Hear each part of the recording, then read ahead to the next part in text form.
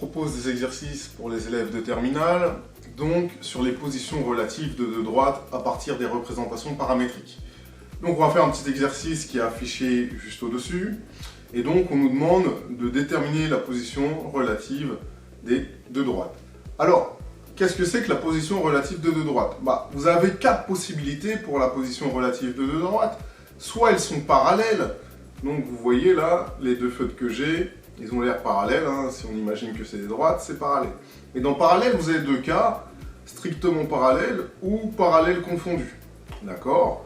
Ensuite, si elles ne sont pas parallèles, vous avez deux autres cas de figure. C'est soit elles sont séquentes, comme ça, d'accord? Ou soit, lorsqu'elles ne sont pas parallèles et pas séquentes, de ce genre-là, on dit qu'elles sont non coplanaires. Et c'est ce qu'on va déterminer aujourd'hui. C'est parti. Donc en première question, je vais demander si D et D' sont-elles parallèles? Et donc, pour répondre à cette question, je vais me demander si les vecteurs directeurs de D et D' sont collinéaires. Donc il faut que je trouve un vecteur directeur de D. Vous prenez les coordonnées qu'il y a devant le T dans une représentation paramétrique. Donc le vecteur U de coordonnées -2, -3, 1 est directeur de D. Et on aura le vecteur V et V de coordonnées 1, -2, 0 est directeur de D'. Donc, assez simplement, on voit qu'ils ne sont pas collinéaires. Donc, pour le justifier, qu'est-ce qu'on va faire? Donc, quand je vais faire XU fois YV, ça me fait -2 fois -2, ça me fait 4. Et quand je vais faire YU fois XV, ça me fait -3 fois 1, ça fait 3. Les résultats ne sont pas égaux, donc les coordonnées ne sont pas proportionnelles, et donc U et V ne sont pas collinéaires. Donc les droites D et D' ne sont pas parallèles. Voilà, tout simplement. Maintenant, on va voir, est-ce qu'elles sont séquentes ou non coplanaires?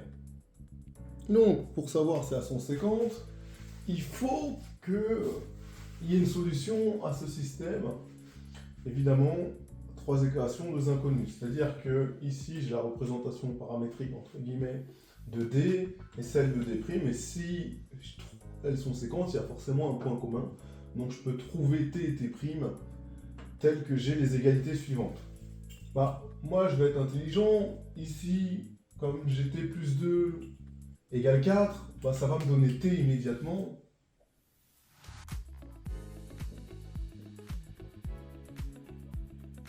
Ici, ça me donne T immédiatement. Ici, ça me donne T égale 2, tout simplement. Et si T égale 2, ici, qu'est-ce qu'il va avoir? 3 fois 2 plus 1, 3 fois moins 3 fois 2, pardonnez-moi, plus 1, ça fait -6 plus 1, ça fait -5, égale -2 T'. Du coup, évidemment, si T égale 2, ici ça va me faire -2 fois 2 plus 3 égale T' plus 1. Donc, -2 fois 2, ça me fait -4. -4 plus 3, ça fait -1. Donc j'ai -1 égale T' plus 1. Donc la suite, vous la connaissez. Je réécris la dernière ligne. Et évidemment, si j'ai ça, ça veut dire que T' égale -2. D'accord?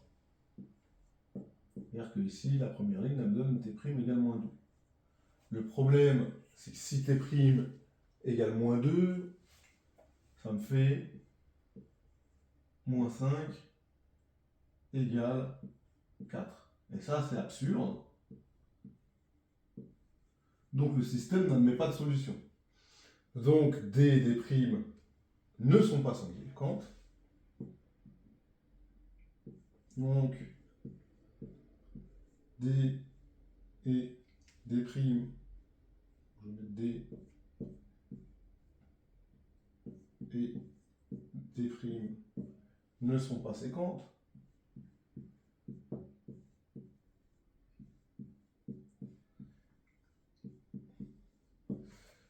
Et vu qu'elles sont ni séquentes ni parallèles, elles ne sont pas coplanaires.